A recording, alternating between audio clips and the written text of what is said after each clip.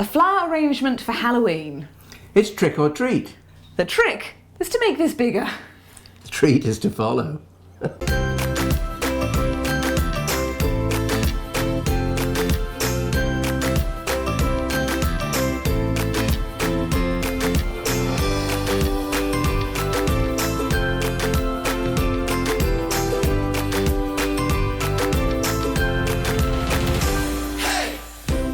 Hello, welcome to Get Gardening. I'm Thordis And I'm Alan Gray. and today we're going to be carving a pumpkin, but not in the usual way. No faces for us, no, we're going to make a container because Halloween's coming up and Gunpowder Plot on November the 5th, both of which we can celebrate with a sparkly flower arrangement, but the flower arrangement is going to be inside, you got it, a pumpkin. So first of all we have to cut the head off and hollow it out. I suppose we should say something like, you know, if you're a child, do this with an adult, or not just any old adult, someone who's actually capable. I think I'll stand back. Well, Sharp knife. It is a very sharp knife actually. I've always wondered if there's a trick to this. Whenever I started carving pumpkins when I was at university, Can I just say something? it always went horribly wrong. If there's a trick to it, I don't know it. At least Alan Gray finds it hard to cut the top off a pumpkin. Well, If you have any tips, please tell us what they are. You can tweet us at Get Gardening Now. That's we what are. I would have done. There you A are. nice nifty angle when it started to go on the slant. now I'm just going to actually very carefully level that off a bit because I don't want that high piece. Where did you get this pumpkin? I bought it from a local farm shop actually just down the road. They have, well they have pumpkins obviously, but they have most wonderful stuff that they grow themselves. Lots of it's organic as well, which is quite important today I feel. And of course, if you've got plenty of pumpkins that you've grown masterfully, you could do it with a homegrown You one. can indeed. Now you'll see the reason for these because if you look inside the pumpkin here, you can see there's all the seeds. And by the way, a little thrifty tip. The seeds here you can keep, you can wash them and you can store them somewhere dry and cool for the winter. And then you can sow them and next year you can grow your own pumpkins. You see there's masses of seed in here. In actual fact you could grow a field of pumpkins, a large field of pumpkins, hey! A large field of large pumpkins. Yes, well there you are, that's the inside, cleaned out as much as we need to. Now, I'll just show you the inside so that you can see, it's pretty good. It's not too bad. There's a few seeds left, I'll just scoop those out. And now, to do a flower arrangement inside a pumpkin like this, if you put water in there, this flesh is immediately going to start to decompose. And not only will it stink, it will also rot through the edge of the pumpkin, so that you'll be sitting in your living room one night and you'll be looking at your arrangement and suddenly it will burst like an ulcer on the side and go "Blop!" and all this horrible old gunge is going to come running out over the sideboard. If you've ever watched a jack-o'-lantern slowly disintegrate outside someone's house, it is quite amazing. It is. They do just disappear. They do, actually. So to prevent that, I've got a little trick up my sleeve. Can you pass me that? Come along, Fanny, dear. Okay, darling. Not the first time I've been called Fanny. So that's just a regular bin bag. This is just a regular bin bag. I push it down in there and I've lined the pumpkin with it. Now I need some floral foam that's been pre-soaked in water. So if you pass me one, don't worry about dripping on the floor, that won't matter. I'll try not to drip on a dog. What you can't see is there are about 5 felines and poochers at our feet. Well, that's all right. She doesn't know this, but I'm going to give her the mop later. I'd like another one, please. I need 2 of those. How long have these been soaking? Well, ideally, when you're using floral foam, it actually takes up water very quickly. Now I'm going to have to cut one of those, and I'll show you how I do that in a minute. They take up water very quickly, so that within 2 minutes you could think that that was full, but I always leave it in the water, submerged underwater for at least 10 minutes, so that I can be sure that it's gone right the way through to the middle of that brick, because the last thing you want is for this arrangement to dry out prematurely. Now don't worry about that, this all looks terribly homespun. Now you see I've got a wedge there, and the wedge shape is deliberate because I've got a hole, a gap beside my first brick, and I just want to push that in until it's nice and tight and firm. Now I'm just going to slice the other piece of floral foam off the top, a little trim, and it's on to the next stage. Now we've got to trim off the excess plastic from this bin bag. So, nurse, scissors. Ta-da! Thank you so much. And don't worry about leaving a little bit around the edge. You don't want to trim it absolutely exact. In actual fact, nothing about this flower arrangement is going to be exact. It's all freehand and fun. I'm very pleased to discover that so far. Also, I would have assumed I'd have had to have cut this really low down, but I imagine it's important that it's up here. It is important it's up here. There's a reason for it, and it will become apparent as we go on. But you see, the thing is, if I want to use the side of the oasis here to put in a spray of maybe berries or a nice leaf or a spray of ivy or something to soften the edge, I can do it easily without going over the top. If I'm going to push a stem in like that, it's going to go whoop, and spring straight up. What will it do? And spring straight up. So you need to have that angle to do that with. The other little tip I would say is if you leave a piece of plastic like that, you need to put some water in here at some point. The way to do it is you get a little small can of water, the kind that you water your houseplants with. You push your finger down there, and then you put your can of water in next to it. When you feel the water hit the tip of your finger, stop, because you know you've got enough in there, so you don't suddenly spill water all over the place. Good idea? Brilliant idea. Yeah.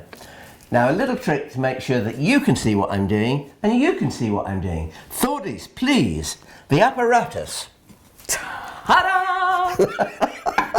Here we have, quite simply, it's just a turntable. That just means that I can turn it and see what I'm doing, and I can turn it so that you can see what we're doing. Now the great thing is you want to be able to keep your pumpkin as level as possible.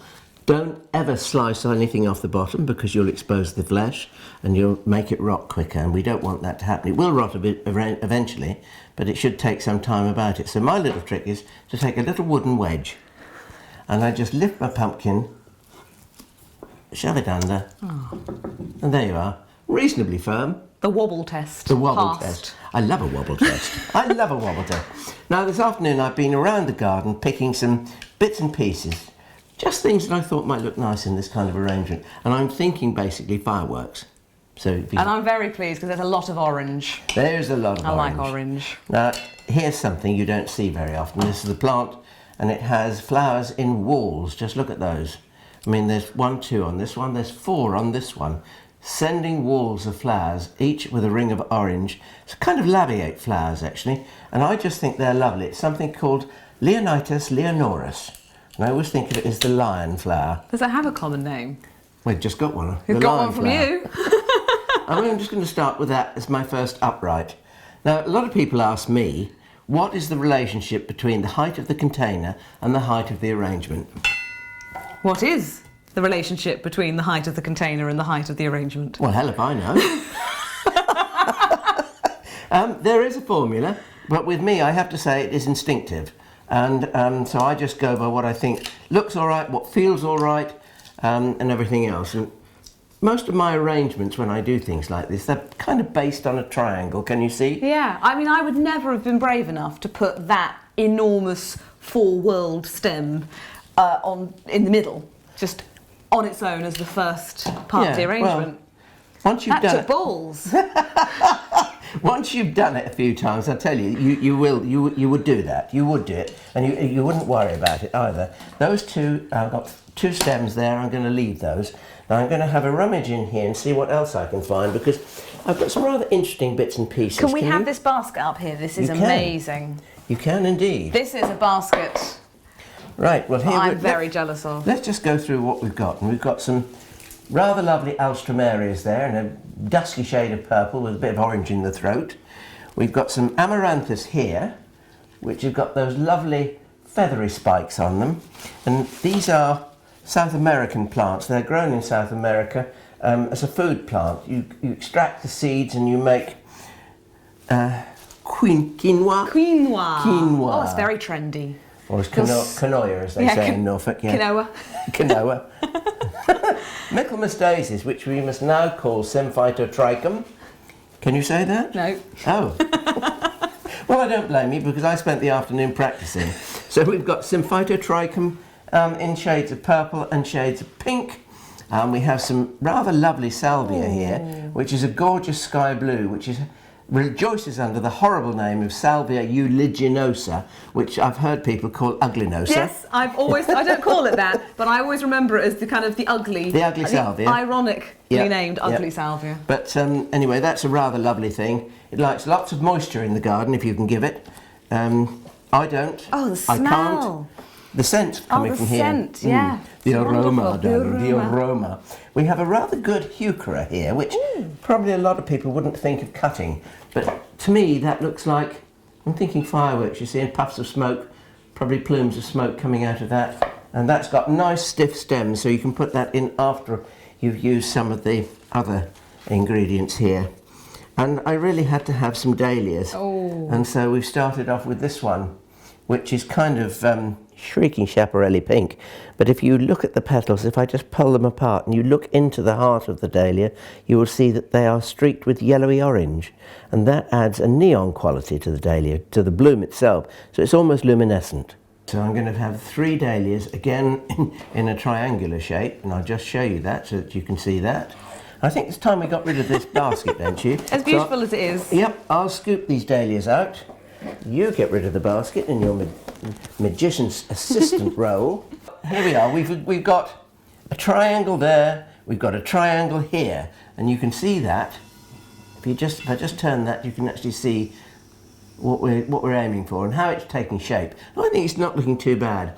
So basically, we've got 2 ingredients. We've got Leonidas leonoris, and we've got this shocking luminescent dahlia in pink with orange undertones. Now we're going for something a little bit more dramatic. Look, isn't that a fantastic colour? Look at that. What colour would you say that is? That's a good wine colour. That's sort of a deep. It's clarity. Claret. Yes, I do like the sound of this woman. You know. I like the sound of the claret. Well, that's what I meant, really. So we've got a couple of these. They're really deep, rich red, and they go well with everything else at this time of the year, because it is the time of the year for fireworks, and we're going with oranges and all sorts of splashy colours. Although the one thing I haven't deliberately used in this arrangement is yellow, because yellow is, in actual fact, quite jarring. It's almost too bright. Would you say it's best to limit yourself to a number of colours? Is there a particular rule, or is that again just eye and judgment? I think it depends on what you like as a person, because I think the thing is with most people they're not confident enough to do that. But if you are confident enough to do it, by all means limit yourself to 3 shades of the same colour or 2 different colours, contrast, or you just do what you like. If you do what you like, it's almost bound to look reasonably okay. Now I'm going for a rich purple dahlia, which I know is called Thomas Edison. Help if my secateurs are a bit sharper, but there you are. And you're pushing them a good way in. I mean, This is fully inserted. The thing with floral foam is you've got to make sure that you are confident enough to push your stems in and leave them. Don't wriggle them about, don't pull them in and push them out and all the rest of it, because once it's in that hole and the moist floral foam is in touch with the end, if you break that and leave a gap, it won't be able to take up the moisture. So it's important not to fiddle around too much. And I have found in my limited experience with floral foam that I'm not confident, and the more you take them in and out, the more the holes get larger, and then they don't hold the stem in very well, and you lose all of that stability. It's an absolutely no-win situation. And it doesn't help you or anybody else. So there you are. We've got our foundation shape. So all we now need to do is really to use some of our other ingredients to fill in. But before we do that, I'm going to add 1 or 2 more dahlias in here, because I got them, and this is a joyous arrangement, and I want to use. Look at that. I've never seen one as big as that before. Oh, that's glorious. What a beauty. It does inspire a musical number. It really does, except the cost of it would be prohibitive. You could say there we have the basic shape, and to all intents and purposes it looks like a box of very glamorous Smarties. It does. doesn't it? These Smarties do have the answer. My next job is going to be to cover up the edge, cover up the rim and get rid of all the mechanics, but making sure that I leave my little space for filling in. So could you pass me the bunch of stuff on the right, please? Now we've got some leaves from Vitis Cognitii and they've just started to colour. They haven't got to the stage where they'll fall yet, but these are absolutely fantastic.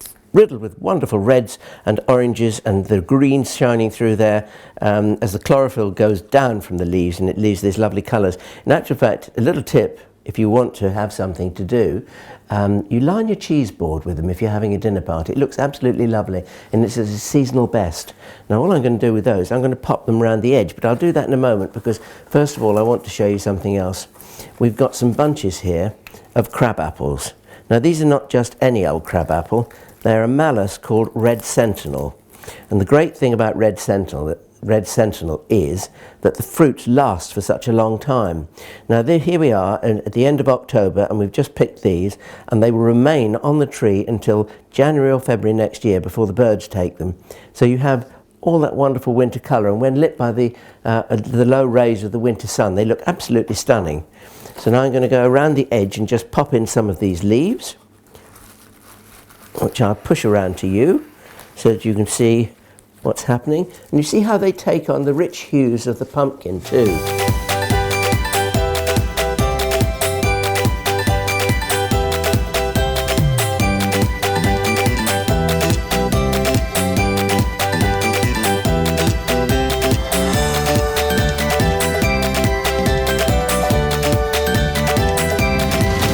I'll just show you what I've got because I've got an ivy here and the ivy is called Goldheart.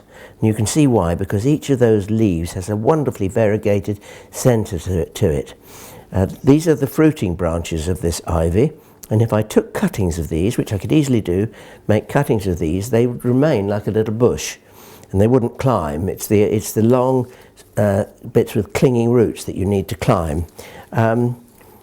This is an ivy that reverts to plain green, so you have to actually go through it and take out all the plain green. But it is absolutely lovely, and now is a good time to cut these back. And you can use them from now until Christmas time for your decorations for the house and for wreath work or whatever you want to do. It's a wonderfully versatile plant.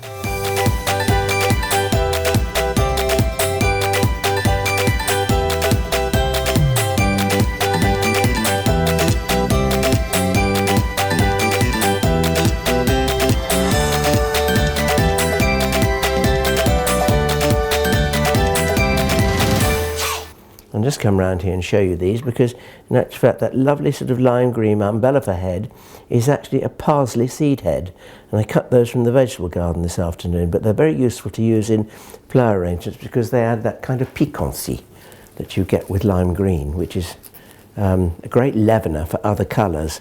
If you've got two contrasting or clashing colours, add a dash of lime green and everything will be well.